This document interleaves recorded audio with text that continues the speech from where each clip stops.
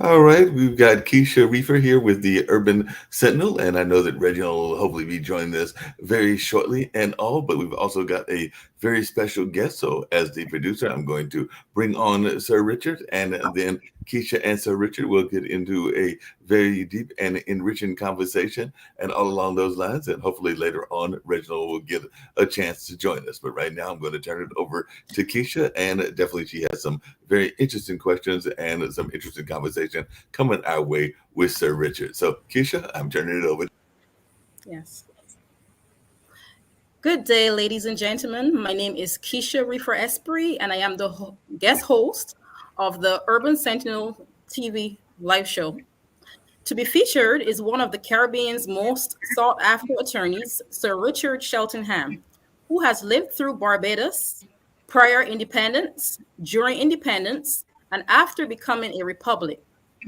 This esteemed profession is in good hands with one of our prolific sons of the soil.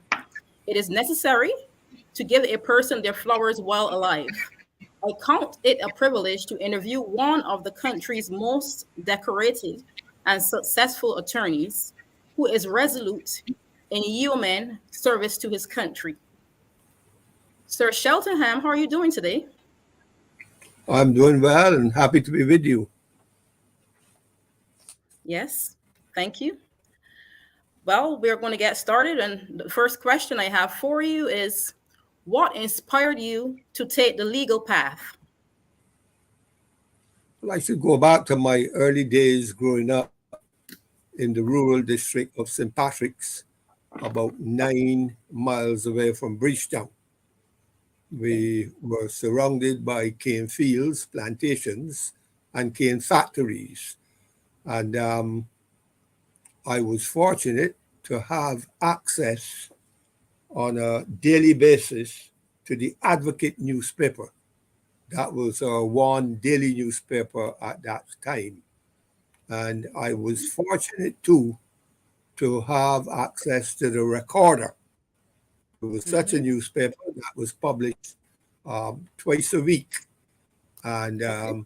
whenever it came out, and this third organ was less consistent, the Beacon paper, which was the paper of the Barbados Labour Party.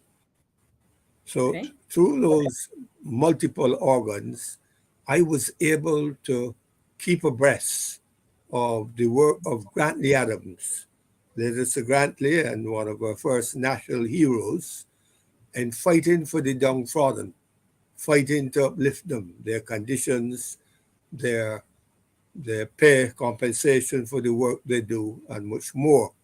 Because Grantley Adams, was not only head of the Barbados Labour Party, but he was head of the Barbados Workers' Union.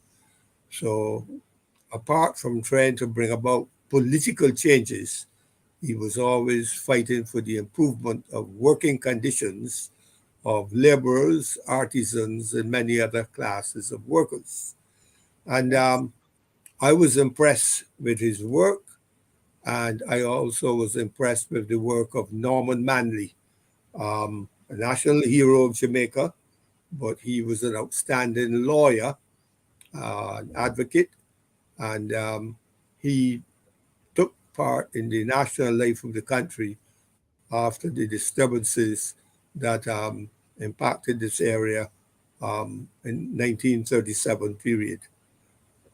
Okay. So I was impressed with them and wanted to follow in their footsteps and make my contribution to national life, both at the level of law and also the level of politics.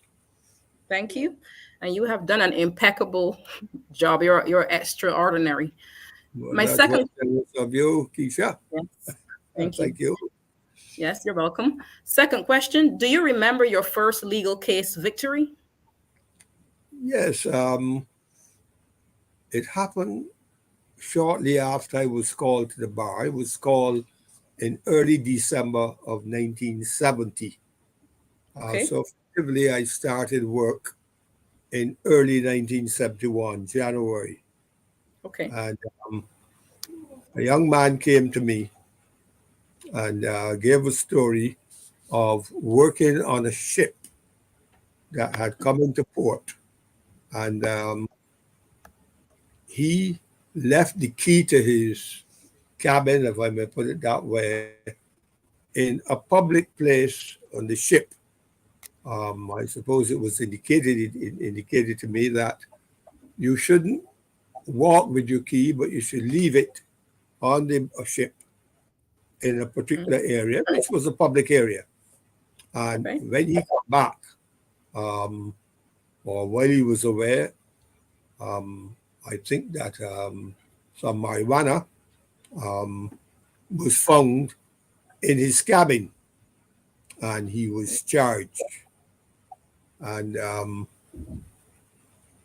he was convicted at the magistrate court level, and the case was taken to the divisional court, which was the name of the court of appeal, hearing cases that were determined then by the magistrate. We no Okay. longer have a divisional court. But my chamber master, Bernard St. John, who Yes. himself became a prime minister later, following Tom Adams, he served for 9 months or so before his party and he too were defeated at the polls. But he led me in the appeal, and Okay. the court upheld our submissions and overturned the conviction. And it's not difficult to see why, because to the extent that he was obliged to leave his key in a public place, um, anybody could have taken that key and entered his room. So that Yes. the court had no difficulty in reversing the magistrate's decision. Unfortunate for me, that case is reported in the West Indian Reports, Volume 18. Okay. There's a series called the West Indian Reports that started in the late 50s and continues to this day. And Volume 18 contains that case. So that the first case that I had turned out to have reached the reports. That was very Okay. fortunate indeed for me. Yes. Okay. Okay. What was your most memorable case? The most memorable case is perhaps what is widely known in Barbados as the 8% case. You Okay. remember that when Erskine Sandyford was prime minister, and by the way, he died yesterday, Yes. um, the country was experiencing economic difficulties, and the salary of public servants was reduced by 8%. And I took up the case on behalf of a lady who challenged the government, Ophelia King. And we lost the case at the High Court. The Court of Appeal, in a 2-1 decision, um, ruled against us. And the one man who wrote the minority decision, Clifford Husbands, in later years became a governor general here. But the case was taken to our highest court, the Privy Council in London. And Okay. the court upheld the lower courts and thought that the government had the right to reduce, if it was absolutely necessary, as they claim it was, the salary of Okay. public servants by 8%. And I think Okay. they added, if indeed what they're hearing and reading, that there's so much public disquiet about it, well, then the government may be replaced and defeated at the next election. And indeed, that happened. But that case got a lot of public attention. And I would say that in that regard, it was perhaps my best known case, known to the public, and the most prominent of the cases. Okay. Well, good afternoon, Sir Richard Sheltonham. How you doing today? I'm finally am here. Had some technical difficulties, but I finally made it. And I know Miss Keisha has been doing a great job, and I just want to welcome you to the show. And I appreciate you taking time out from your busy schedule to be a part of the show. Well, So, delighted to be here, and thanks very much for inviting me.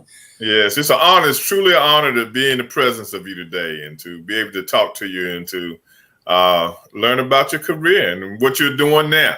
So Miss Reefer, continue on. Okay. Which aspect in law is your favorite one? I came up as a generalist, um, working across a wide area, Okay. but I would say that I took a lot of delight in doing criminal law. I enjoyed it, uh, and did in my time little over 100 murder cases. I did about 85, 90 of those cases as defense counsel, but I had to prosecute some heinous murder cases in St. Kitts for the government of St. Kitts. They were known as Canefield murders.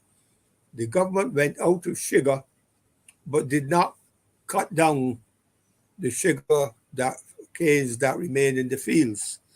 And a lot of heinous murders were committed, and they were buried in the cane fields. They used the cane fields as a burial ground, but the burial grounds were not 6 feet down. They were 2 feet, 18 inches. So that after the bodies began to smell, the dogs would be attracted, scratch the earth, and find the bodies.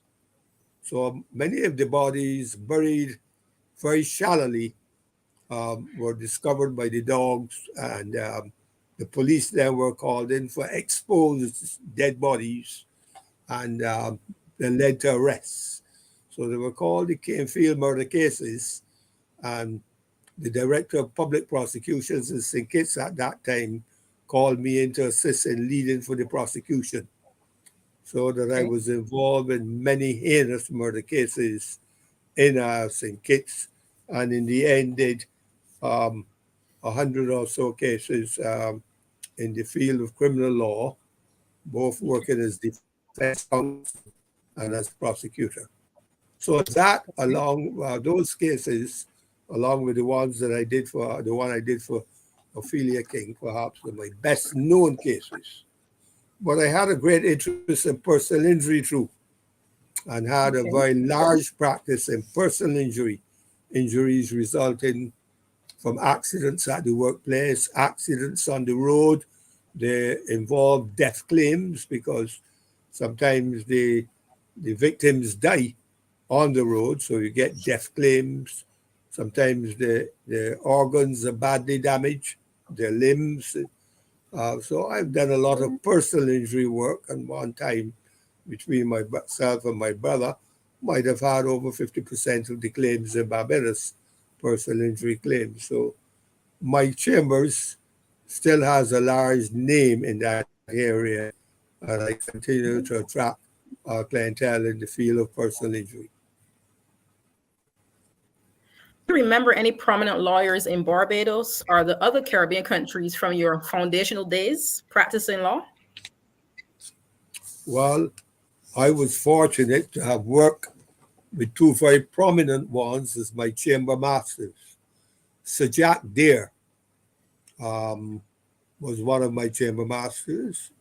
Also, Harold Bernard St. John, who became Sir Harold and was the politician who succeeded Tom Adams the year after he died as Prime Minister of Barbados. Jack was the leader writer for the Barbados Advocate, which was the only daily paper for many years. Um, and he was very knowledgeable, writing the editorials for 10 years or thereabout. And there was a tradition in those times which Jack insisted on, that we ought not to go out for lunch, but they had a maid cook, and she would prepare lunch, and he would call in prominent people well known in particular areas to come from time to time and have lunch with us. So we were not only able to talk law, and if I'm having any need for guidance in any particular case, to ask for their guidance, but I was able to participate in the discussion with specialists in many areas who were invited to have lunch with us from time to time. So I couldn't have had a better upbringing in terms of those to whom I was exposed. But there was also a gentleman in Barbados who died a few years ago, Guyanese, called Sir Fenton Ramsahoy. He started a law school in Trinidad and was a prominent lawyer across the region.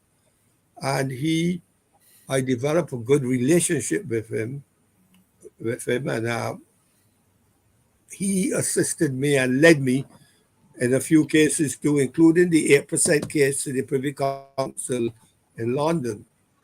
And Okay. when he died, the Privy Council in London had a special session which was televised, and many people around the Caribbean were able to uh, zero in, as it were, on what was going on, and they paid special tribute to Safenta Ramsahoy for his outstanding work. I think he took over 200 cases to the Privy Council in London. So I was fortunate. Yes, very fortunate. Sir Shellingham, can you remember one of the outstanding legal professors or mentors at the start of your career? Well, at law school, there were some good men, but at the start of the career, I would mention the same. I was out of school by then, so I am attracted to and guided by practitioners. And I would mention the same Sir Jack Dare. He took the first case to the Privy Council out of Barbados, not forget what's the name of the case now. Brees and John had um, a regional practice. He practiced Okay. in some of the islands of the Eastern Caribbean. So I would say that my practice in the early years, where I had the guidance of Sir Harold St. John, Sir Jack Dare, Sir Fenton Ramsahoy, that they were the outstanding people in law who guided me and helped to shape my development. Yes. Thank you.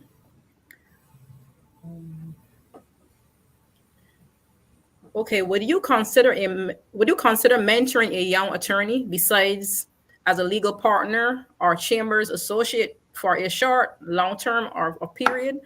I believe even a few days or a week or something like that of mentorship can boost an upcoming attorney's perspective or even a brief talk as guidance. Well, I was properly mentored, if I may put it way. Um, and I mentioned again Sir Jack there, Sir Harold Bernard St. John, Dr. Ramsahoy, um, later knighted himself, Sir Fenton. Mhm. And for many years now, perhaps going back 40 years or so, because I'm now doing 52 years this year, I have always had every summer a student or two in my chambers. In fact, one of my juniors now who is here with me, Mrs. Shelley C. Sharan, but she goes by her maiden name, Shelley C. Sharan. That's her maiden name. She practices by her. She was one of my students that came and never left, and Okay. has now been with me for 14 years or thereabout. Well, So okay. mentoring has been part of my continuing practice, and it has been so for over 40 years. Okay. That's great. Okay. Is there anything you would like to see improve in the legal structure, at least in Barbados, or perhaps the rest of the Caribbean region?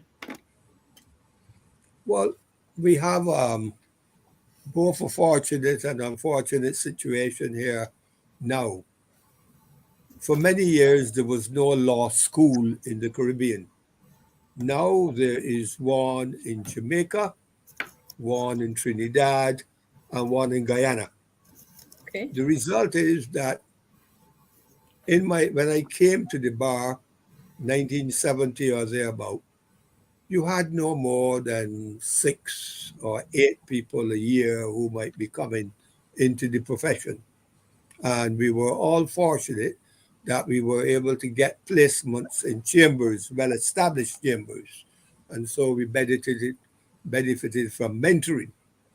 Okay. Many who graduate, and sometimes there's 60 people graduating a year now. Look at the contrast from 6 or 8 to now Mhm. 60. Many of them are not fortunate in getting placements in any established chambers.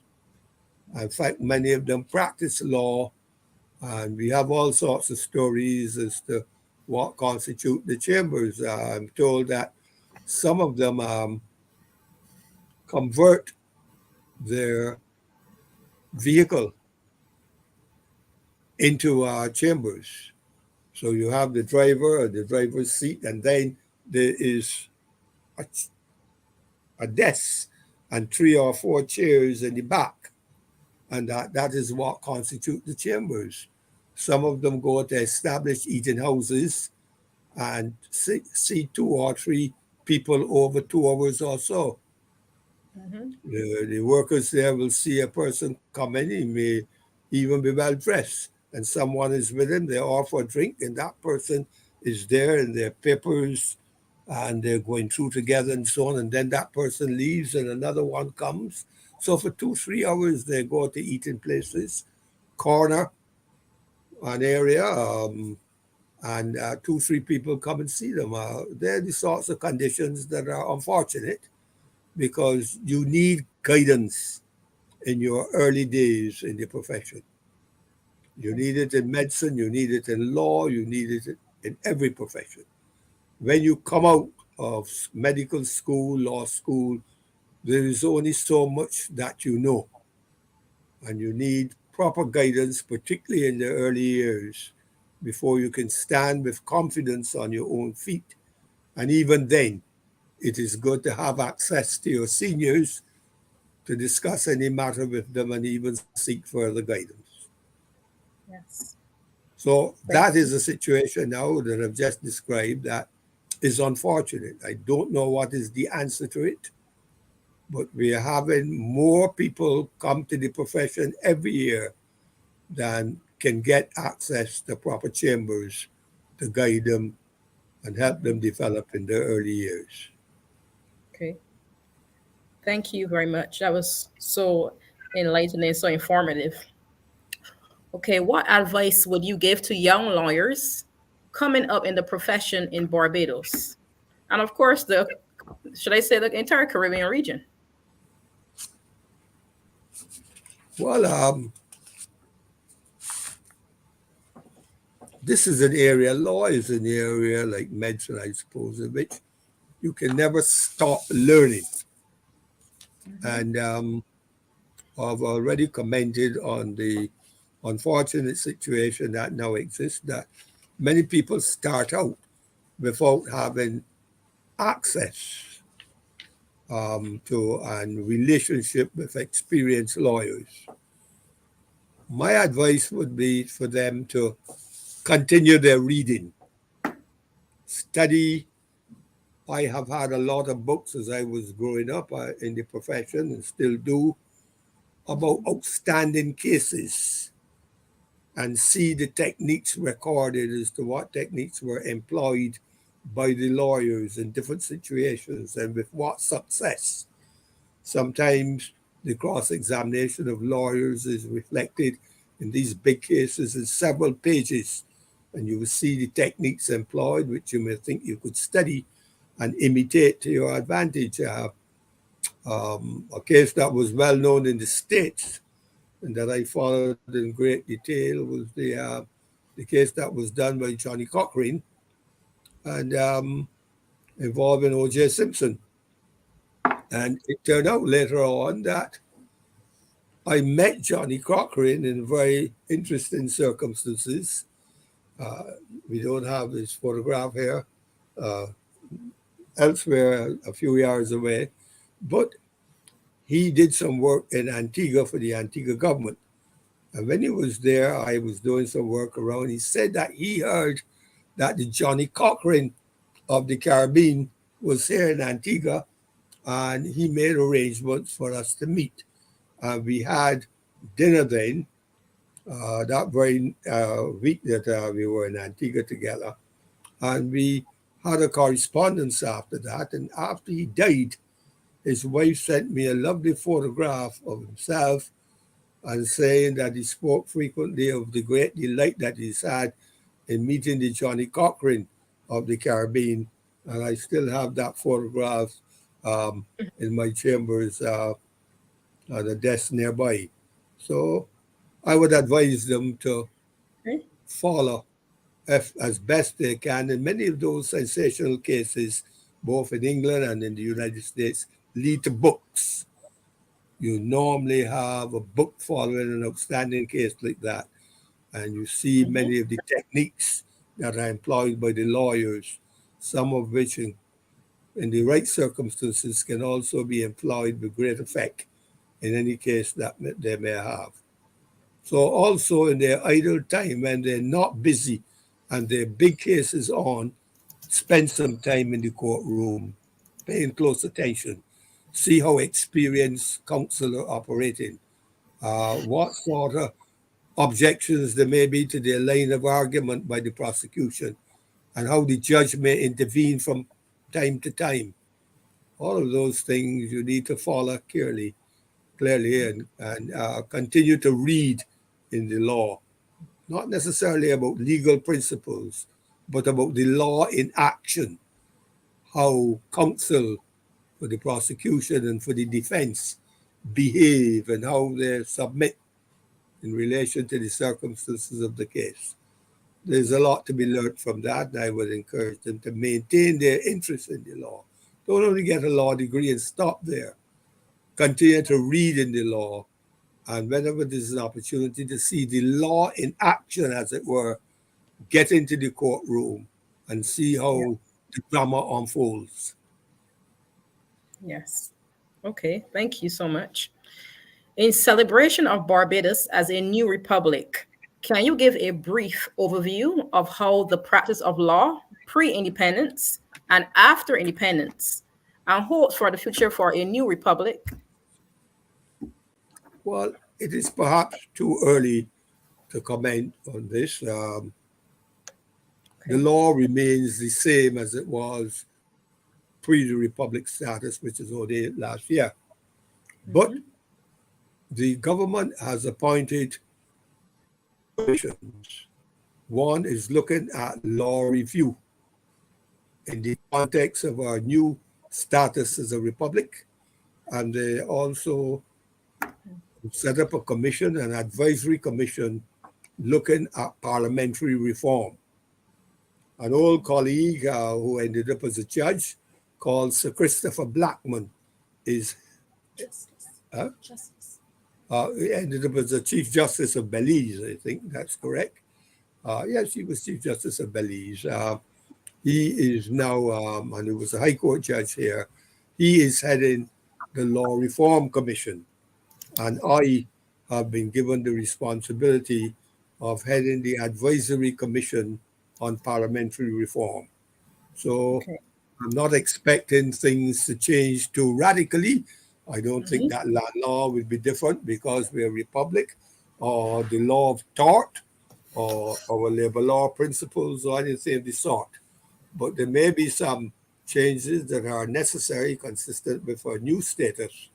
And we are looking at that in terms of Parliament, but we are still in the very early days. Okay. Of the work of the commission, that is. Okay. And in our Republican status too, because we are less than 2 years. Okay. Thank you. It will be remiss of me to focus on your legal journey and not the prowess of how this impacted your political success. Could you briefly Well, speak? the two ran side by side, as it were.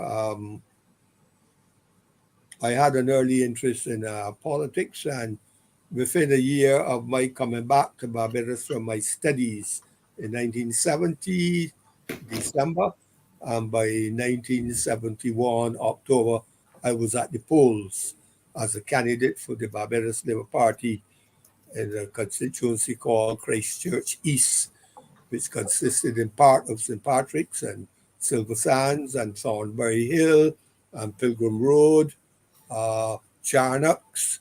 I believe some of these areas are well known to you growing up as you did in South District, not too far away. And I, in later years after serving, was defeated in my first run, was successful in my second and third runs. Then I was defeated and moved to St. Joseph and Okay. spent 14 years there before I returned. So I had 23 years in the House of Assembly, which would be comparable to the House of Representatives. And then I had 2 years as President of the Senate. So I Okay. have had 25 years of parliamentary experience. And I should mention that at one point, I was the Barbados representative in a parliament called the ACP EU. African, Caribbean, and Pacific countries and European Union countries have a parliament called ACP/EU. And I was the Barbados representative in that parliament for 9 years. So that I have about 30 years, 35 years of parliamentary experience on Okay. which I can draw. Okay. Well, we don't have much time left, so let me ask you at least one more question. I know as a man in the profession of law, do you have any words of encouragement for progressive or aspiring female attorneys, considering they have made an outstanding mark within this career? Well, I meet a lot of young people who are not members of any groups.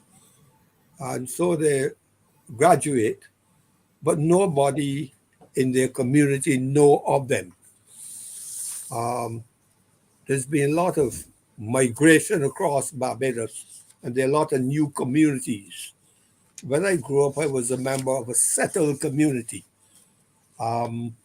so that I knew all the people. By the time I was 20, most of them knew me and members of my family.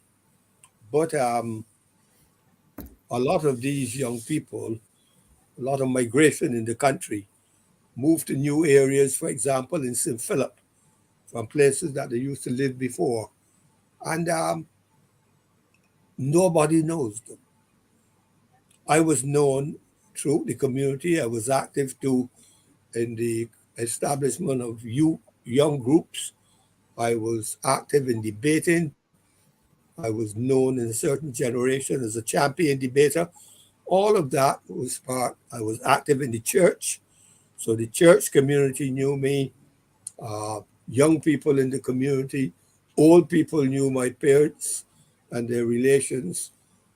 But it was a settled community. So too many of our young people are not active in groups, and they come to the profession not even being known by their neighbors. And that is unfortunate, because in the end, you rely on people to support you in your practice and to give you work. Then a Okay. lot of them, after they graduate, they're encouraged to join women's organizations like Rotarians. The women have a group themselves and other organizations, but too many of them are not well connected to the community. And I think that it has turned out to be a major weakness for many of them, such that unless they can get into well-established practices that command their own clientele because of their long-standing reputation, they may see that they are not getting the start that some others like myself have been fortunate in having at the outset of my career. Okay. Yes. Okay. This one here. Can you give a synopsis of the correlation of legal brilliance and political wit? How these professions complement each other? Legal, I didn't hear that, Bell. Okay, can you give a synopsis of the correlation of legal brilliance and political wit? How these professions complement each other? It is evident that the two of these elements significantly contributed to years of political success in Barbados, serving among some of Barbados's best ministerial gems. So, Well, both the lawyer and the politician have something in common. What is required of each one is an ability to communicate easily, confidently, and persuasively. That is needed in the court of law. It is needed on the political platform. So it is the same sort of equipment that you need to be successful. I have scarcely heard of successful politicians who did not possess the gift of the gab. Equally, I can think of no successful advocate. It's not the only form of lawyering, but I can think of no successful advocate who could not speak confidently, well, and persuasively. So that they have that in common. And sometimes it is necessary to heckle a heckler, to silence a heckler by responding sharply to his heckling comment. Equally, a mischievous judge, and some of them are mischievous too, may want to, well dressed in his scarlet robes and so on, he may wish to stop you, if only to test you. Your confidence, your retort, your ability to snap back. Counsel, what about so and so and so and so? And if you become intimidated and did not have a sharp retort, he may be persuaded even to continue. But if you shut him up quickly and sharply, though respectfully enough, he may say, boy, I have to be careful with that young man.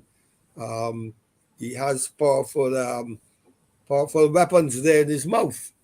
So that ability, quick retort, articulate, persuasive, fearless, all of those qualities are needed both in the legal profession if you're to be an advocate and also if you're to be a successful politician.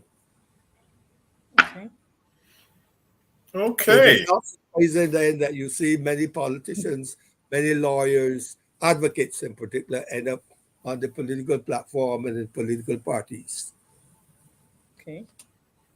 Okay, Sir Richard Shetterham, we have spent some time with you this afternoon, and it has been a pleasure being in presence of such a great and brilliant lawyer and politician from Barbados. And hopefully one day I might get down that way to just shake your hand and to sit down and talk to you in person to learn more about you. I look forward.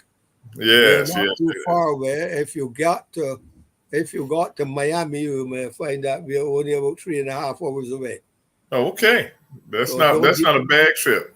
That's not a bad trip. No. You will enjoy it, and if you give me a little notice, I may add to the enjoyment of your stay.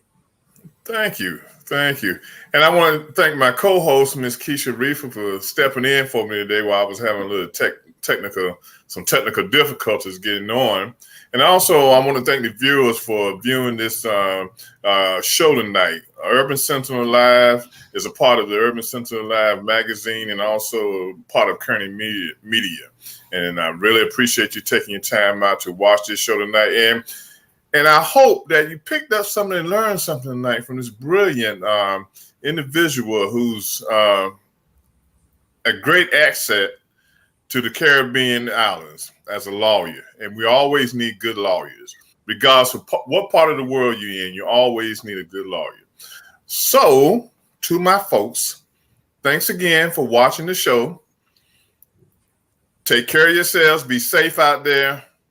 Stay prayed up. Whatever you got to do, continue on doing what you're doing, and take some of these nuggets, pass them on to the young people, and encourage our young people to go out and make greatness in this world today.